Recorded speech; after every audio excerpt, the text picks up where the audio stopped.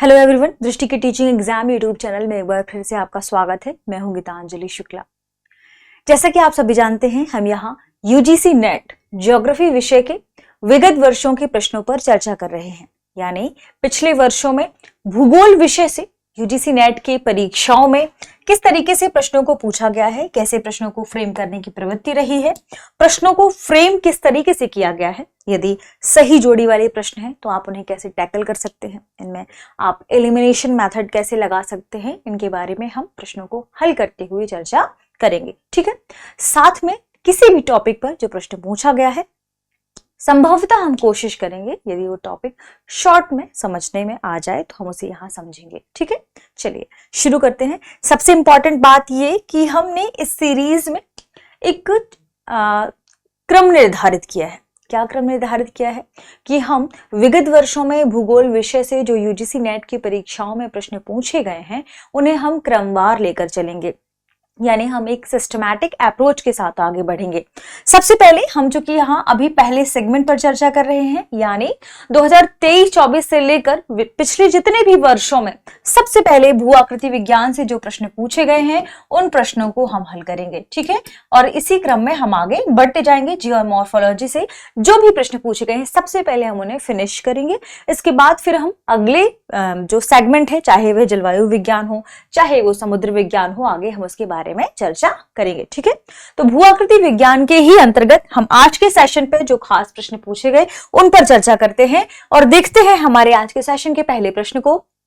प्रश्न है, भूतकाल की कुंजी वर्तमान है, यह वाक्यांश किस अवधारणा से संबंधित है? ठीक है, हमारे पास ऑप्शन है समस्थिति, पटल विरूपण, पट्टिका विवर्तनिक या एक रूपतावाद। यह प्रश्न जुलाई 2018 के यूजीसी नेट के एग्जाम में पूछी गई थी। देखिए प्रश्न में क्या है, पूछा जा रहा है भूतकाल की कुंजी वर्तमान है, यानी आप वर्तमान में जो चीज देख रहे हैं कहीं ना कहीं यह कहां से होकर आई, यह भूतकाल में इसकी स्थिति क्या थी, ये हम वर्तमान से देख सकते हैं। ठीक है, तो क्या कहा जा रहा है, भूतकाल की कुंजी क्या है, वर्तमान है, यानी प्रेजेंट इज द की ऑफ द पास्ट। ठीक है, या की टू द पास्ट। ठीक है, अब इसमें क्या पूछा है कि ये जो वाक्यांश है किस अवधारणा में शामिल किया गया था, ये किस अवधारणा से संबंधित है। यदि आपके सामने जो 4 अवधारणाएं हैं और हम इन पर चर्चा करें तो ध्यान रखिएगा, शुरुआती समय से जब भू आकृति विज्ञान के बारे में चर्चा की गई थी कि पृथ्वी के धरातल पर कितने प्रकार की कौन कौन सी उच्चावच या स्थलाकृतियां पाई जाती हैं, तो इन्हें हमने 3 हिस्सों में डिवाइड किया। शुरू से ही इन 3 हिस्सों में डिवाइड करने के पीछे एक मुख्य उद्देश्य रहा है कि सिस्टमैटिक अप्रोच से इन उच्चावचों के बारे में जानकारी इकट्ठी की जा सके। सबसे पहले जो उच्चावच हैं वे प्रथम श्रेणी के उच्चावच कहलाते हैं, जिनमें महाद्वीपीय और महासागरीय बेसिन आदि शामिल हैं। इनके अध्ययन को इनके भीतर शामिल किया जाता है। दूसरा, पृथ्वी के जो अंतर्जात बल की वजह से या पृथ्वी के अंदर से जो बल कार्य करते हैं उनकी वजह से जो स्थलाकृतियों का निर्माण हुआ, उनका फॉर्मेशन हुआ, जैसे पर्वत, पठार, मैदान, झील आदि इसमें शामिल किए गए। ठीक है, तो आप क्या कह सकते हैं कि ये द्वितीय श्रेणी के उच्चावच है। तृतीय श्रेणी के उच्चावचों में वे उच्चावच शामिल हैं जिनका निर्माण बहिर्जात बल के माध्यम से, यानी अनाच्छादन, अपक्षयन, अपर्दन, बृहच्छरण आदि के माध्यम से होता है। ठीक है, तो बहुत सारी जो स्थलाकृतियां हैं, सर्क हैं, प्लाया हैं, सभी का निर्माण इन्हीं के माध्यम से होता है। और जो ये स्थलाकृतियां हैं बाद में निर्मित होती हैं, चाहे हिमोड हो चाहे कुछ भी हो, ये दरअसल थर्ड या तृतीय श्रेणी के उच्चावचों में शामिल हो जाती हैं। लेकिन इन उच्चावचों के बारे में अध्ययन करने के लिए एक सिस्टमैटिक क्रम है। लगभग 500 ईसा पूर्व हेरोडोटस, अरस्तु, स्ट्रैबो ने सबसे पहले इन पर काम किया, जो यूनानी, रोमन आदि के महत्वपूर्ण भूगोलवेत्ता रहे हैं। ठीक है, फिर उसके बाद आता है आकस्मिकतावाद, यानी अचानक से जो स्थलाकृतियां निर्मित होती हैं उन स्थलाकृतियों के बारे में पता करना जिनका अचानक उद्भव हो जाए, जैसे ज्वालामुखी द्वारा जो स्थलाकृतियां बनती हैं, भूकंप के माध्यम से जो स्थलाकृतियां बनती हैं, बाढ़ के माध्यम से जो स्थलाकृतियां बनती हैं, ये दूसरे सेगमेंट में शामिल हो जाते हैं। फिर जो तीसरा सेगमेंट शुरू होता है उसे कहते हैं एक रूपतावाद। वर्तमान पास्ट की आप कह सकते हैं भूतकाल की कुंजी है, यह कथन एक रूपतावाद से ही संबंधित है। ठीक है, तो ध्यान रखिए जो तीसरा भू आकृति विज्ञान के संबंध में विचार सामने आया उसमें एक रूपतावाद शामिल है, और एक रूपतावाद के भीतर ही यह बात कही गई थी कि वर्तमान भूत की कुंजी है, यानी भूतकाल की क्या है, कुंजी है, यानी present is the key to the past. ठीक है, ध्यान रखें। अब यहां बात आती है कि एक रूपतावाद क्या है, यूनिफॉर्मिटेरियनिज्म क्या है। जब हम यूनिफॉर्मिटेरियनिज्म की बात करते हैं तो ध्यान रखिएगा, इस बात की या इस संकल्पना की शुरुआत की थी जेम्स हटन ने। इनका नाम है जेम्स हटन।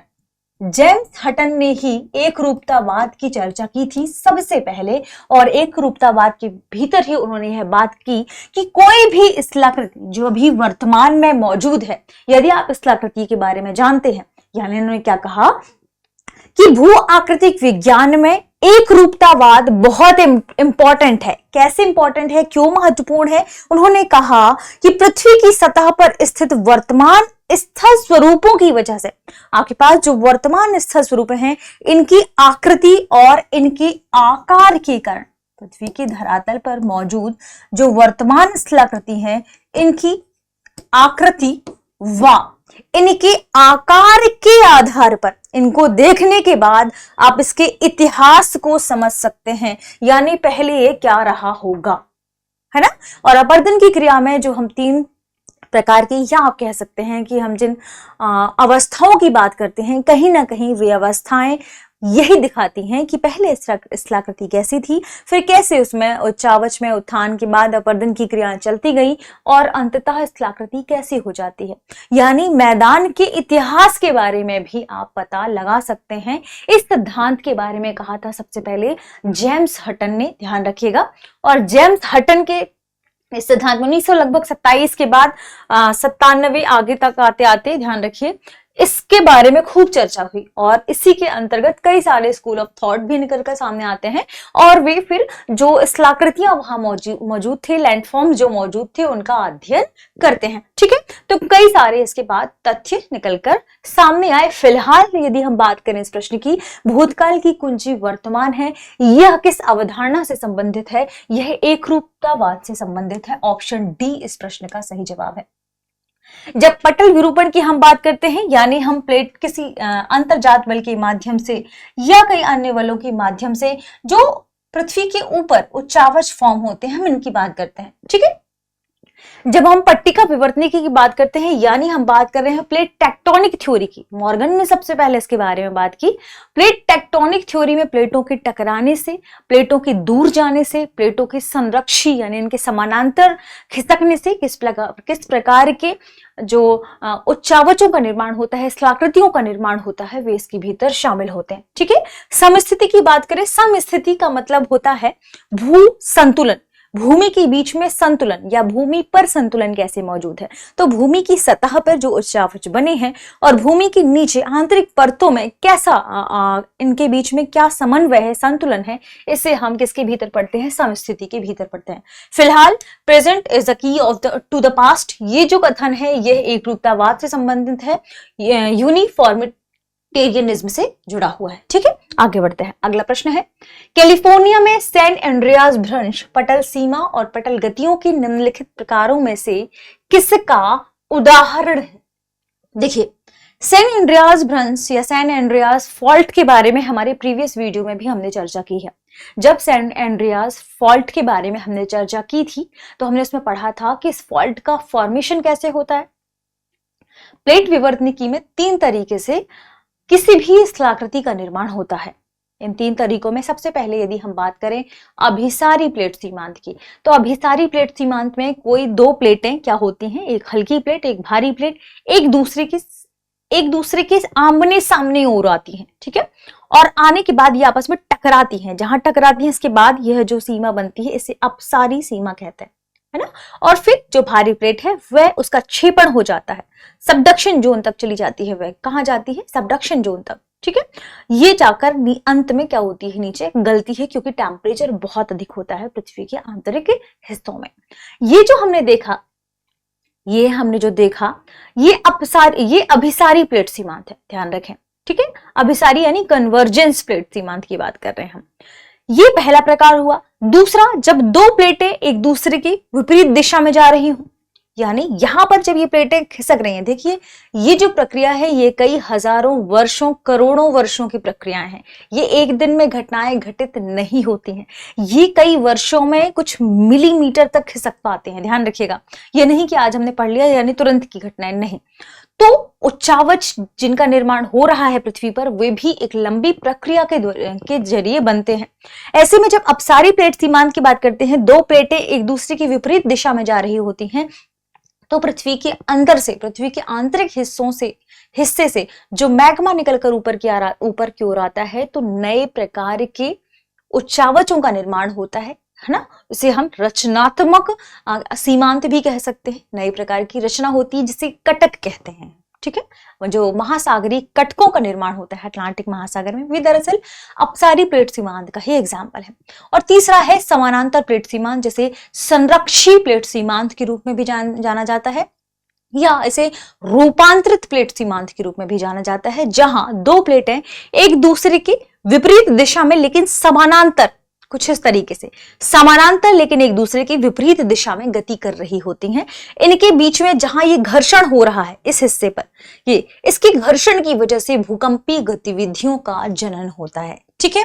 तो हम जब बात करते हैं सैन एंड्रियास फॉल्ट की, सैन एंड्रियास फॉल्ट का निर्माण इसी संरक्षी सीमा के माध्यम से ही होता है, यानी जो मूवमेंट संरक्षी बल की वजह से कार्य करने के बाद, रूपांतरण प्लेट सीमांत के बाद जो नई, देखिए यहां घर्षण के माध्यम से जो फॉल्ट का फॉर्मेशन हो रहा है, उसी के माध्यम से ही सैन एंड्रियास फॉल्ट का निर्माण हुआ है।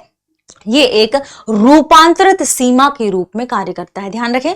रूपांतरित सीमा में भी आपको ध्यान रखना है, यह दक्षिणावर्त रूपांतरित सीमा के रूप में कार्य करता है, ठीक है। तो इस प्रश्न की यदि हम सही जवाब की बात करें तो ऑप्शन बी, दक्षिणावर्त गति के साथ रूपांतरित सीमा, यह इस प्रश्न का क्या होगा, सही जवाब होगा। सैन एंड्रियास फॉल्ट की बात की जाए, यह कहां पर स्थित है, तो इससे पहले हमने इसके बारे में चर्चा की है। यदि आपने वो एपिसोड नहीं देखा तो देख लीजिए, आपको पता चल जाएगा उसके बारे में, लोकेशन और उसकी फॉर्मेशन के बारे में भी, कि इसका फॉर्मेशन कैसे हुआ है, ठीक। आगे बढ़ते हैं और हम अगले प्रश्न पर चर्चा करते हैं। अगला प्रश्न है, नज़्का प्लेट किस दिशा की ओर बढ़ रही है, ठीक है। देखिए नज़्का प्लेट, जब भी हम बात करते हैं अंतरराष्ट्रीय स्तर पर या कि पूरे भारत में भौगोलिक स्तर पर कितने प्रकार की प्लेटें हैं, माफ कीजिए, पहले हम यदि भारत को नहीं गौर फरमाए, पूरे वैश्विक लेवल पर हम बात करें तो जो प्लेटें हैं उनमें कई प्रकार हैं। सबसे पहले बड़ी प्लेटें पाई जाती हैं और इसके बाद छोटी प्लेटें पाई जाती हैं। जब हम छोटी प्लेटों की बात करते हैं, छोटी प्लेटों में जो मुख्य प्लेट है वह है नज़्का प्लेट। अब यह नज़्का प्लेट कहां पर है, जब हम बात करते हैं साउथ अमेरिका की, साउथ अमेरिका के मैप की हम बात कर लेते हैं, ठीक है। यहाँ ब्राजील है कुछ इस तरीके से, फिर ये पनामा सिटी के बाद ऊपर जाकर नॉर्थ अमेरिका से कनेक्टेड है, ठीक है। यहां पर क्या है, यहां है पैसिफिक ओशन, पैसिफिक ओशन, ठीक है। इस हिस्से में क्या है, इस हिस्से में है southern Atlantic ocean, Atlantic ocean, ठीक है। देखिए जब हम बात करेंगे साउथ अमेरिका वाले क्षेत्र की, तो ध्यान रखिए यहां साउथ अमेरिकी क्षेत्र के कुछ इस हिस्से पर स्थित है नज़्का प्लेट, ठीक है। यहां पर है क्या, नज़्का प्लेट, और जो नज़्का प्लेट है ये इस तरफ मूव कर रही है, यानी जब आप नज़्का प्लेट के बारे में अध्ययन करेंगे, डिटेल से पढ़ेंगे, तो ध्यान रखिए ये किस तरफ मूव कर रही है, ये अपने माफ कीजिए पूर्वोत्तर दिशा की ओर मूव कर रही है। लेकिन हमारे ऑप्शन में देखिए क्या है कि नज़्का प्लेट किस दिशा की ओर बढ़ रही है, तो आपके पास चार ऑप्शन है, पूर्व, पश्चिम, दक्षिण और उत्तर, ठीक है। तो हालांकि जब हम नज़्का प्लेट की बात करें तो पूरी तरीके से देखिए, या तो इस तरफ कहेंगे हम, या तो हम कहेंगे पूर्व की ओर जा रही है, ठीक है। हम क्या कहेंगे, या तो कि यह पूर्व की ओर जा रही है। तो जब नज़्का प्लेट की बात आएगी, इसकी लोकेशन की बात आएगी, तो इसे आप मैप में देख लीजिएगा। थोड़ा सा समझाने के क्रम में मैंने आपको बता दिया कि यह जो दक्षिण अमेरिका है और पैसिफिक ओशन है, पूर्वी पैसिफिक ओशन है, पश्चिमी पैसिफिक ओशन, दरअसल ये पश्चिमी पैसिफिक ओशन होगा। इसके बीचों बीच स्थित है, ठीक है, नजका प्लेट। और जब नजका प्लेट की बात आएगी तो ये अपने पूर्वी हिस्से में, पूर्वी तरफ क्या हो रही है, आगे की ओर बढ़ रही है, ठीक है। ये है नजका प्लेट। इससे जुड़ी हुई कुछ जानकारी जो आपको जानना जरूरी था।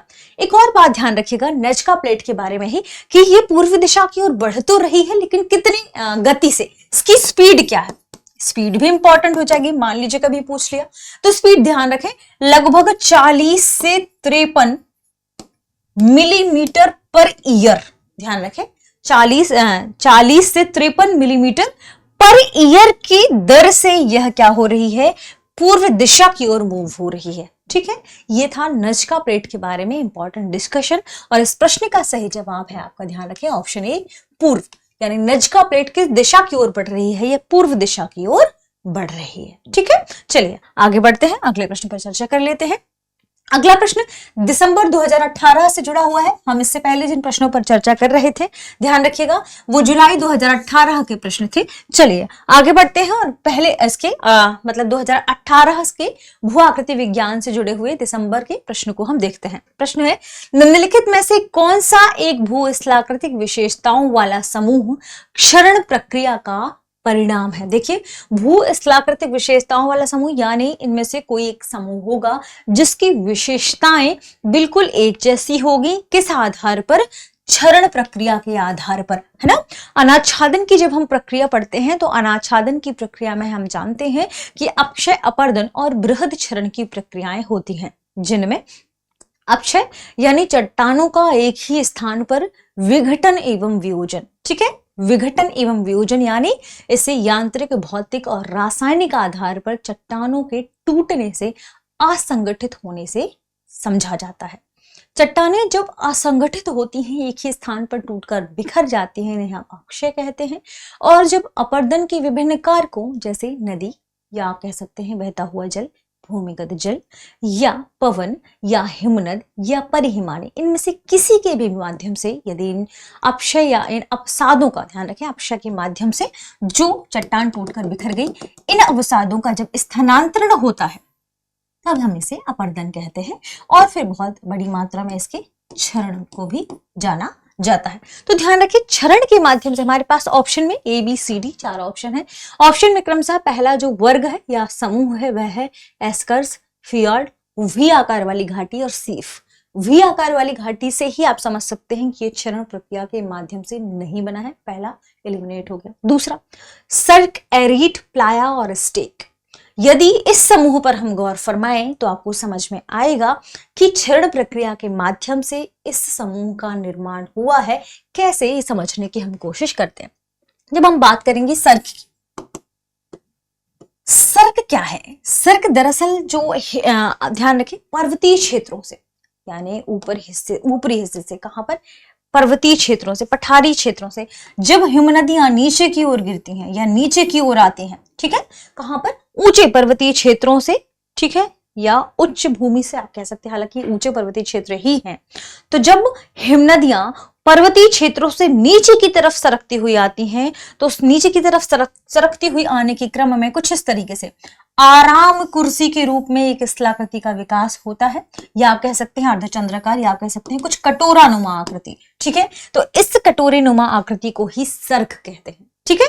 तो ये किसके माध्यम से बना, ध्यान रखें किसके क्षरण के माध्यम से बना, ये दरअसल बन रहा है हिमनदियों के माध्यम से। इसे हम क्या कहते हैं, सर्क, कटोरेनुमा आकृति के रूप में भी इसे जाना जाता है। अलग अलग क्षेत्रों में इसे अलग अलग नाम से जाना जाता है। जैसे जब हम बात करेंगे इंग्लैंड की, इंग्लैंड में इसे CWM के नाम से जाना जाता है, ठीक है। यदि आप पूछा जाए सर्क को स्कॉटलैंड में क्या कहते हैं, तो स्कॉटलैंड में इसे कोरी या वेल्स के नाम से जानते हैं, ठीक है। ये है पहला, ये पहले क्षरण से। दूसरा एरीट की बात की जाए, एरीट क्या है, एरीट का निर्माण कैसे होता है। एरीट ध्यान रखें एक कटक है, नुकीला कटक, यही जो आपने जैसे ही आपने इसको देखा, अब इसमें क्या हो कि कुछ और लगातार अपरदन होता जाए, अपरदन होने के क्रम में, लगातार अपरदन होने के क्रम में इसमें कुछ ऐसे कंघीनुमा, या आप जब आरी को देखते हैं तो उसमें आरी में कुछ इस तरीके से दांत बने होते हैं, है ना। तो कंघीनुमा ऐसी स्थलाकृति बन जाए, ये क्या है, ये कटीले हो मान लीजिए, तो इस प्रकार की स्थलाकृति को कहते हैं क्या, एरीट, एरीट या आप कह सकते हैं कि तीक्ष्ण कटक। ठीक है, तो इसी में जब लगातार अपर्दन होता जाता है तो जो इसकी दीवारें हैं वे तीक्ष्ण हो जाएं तो इसे हम क्या कहते हैं, एरीट कहते हैं। बहुत ज्यादा संख्या में आपको यहाँ पर एक ही स्थान पर दिखाई नहीं देंगे। प्लाया की बात की जाए, प्लाया क्या है? प्लाया का मतलब ध्यान रखें कि मान लीजिए कि पर्वत और पहाड़ी वाले ये क्षेत्र है, पर्वत और पहाड़ी वाले क्षेत्रों में लगातार क्या हो रहा है, इनके बीच में लगातार अवसादों का जमाव होता जा रहा है। अब इनका भी अपर्दन होगा, अपर्दन होते होते इनका क्या हो गया, अपर्दन हुआ, अपर्दन होते होते ये अवसाद इकट्ठे होकर यहां जाकर जम जाए। ये अवसाद जो इकट्ठे होकर यहां जम गए या यहां से जिनका अपर्दन भी हो गया, ये पूरा क्या हो गया, समतल टाइप का मैदान बन गया या एक मैदानुमा आकृति आपको दिखाई दे। और कालांतर में वर्षा आदि की वजह से यहाँ पर थोड़ा बहुत क्या हो जाए, बीच बीच में जल भर जाए। इन्हीं स्थलाकृतियां जिनका अपर्दन हो गया छोटी हो जाएंगी, फिर इन्हीं में क्या होगा, थोड़ा थोड़ा ये समतल मैदान की तरह होंगे, यहीं बीच बीच में जल भर जाएंगे। अब जो जल यहाँ भर गया ये झीलनुमा आकृति बन गई है ना, जल जहां भर गया ये क्या हो गई, ये उथली झील बन गई। और यही उथली झील क्या कहलाती है, प्लाया कहलाती है। बात करते हैं स्टेक की। स्टेक दरअसल आपने समुद्र में या बहुत महासागरीय क्षेत्र में देखा होगा, एक टीलानुमा आकृति खड़ी होगी कुछ इस तरीके से, यहां जल भरा हुआ है, टीलानुमा आकृति। यही दरअसल क्या है, यही स्टेक है। स्टेक का निर्माण कैसे होता है, मान लीजिए कोई यहाँ पर समुद्री क्षेत्र है, ठीक है, एक स्थलखंड आया, स्थलखंड यानी बहुत बड़ा स्थलखंड है, ठीक है, ये यहां पर जहां समुद्र का जल जा रहा है कुछ गुफानुमा आकृति बनती है यहाँ, ठीक है। फिर यहां पर भी जल आ गया, बीते समय के बाद यहां पर भी कोई स्थलखंड है मान लीजिए, और समय बीतता गया, लंबे समय के बाद यहां भी जल है।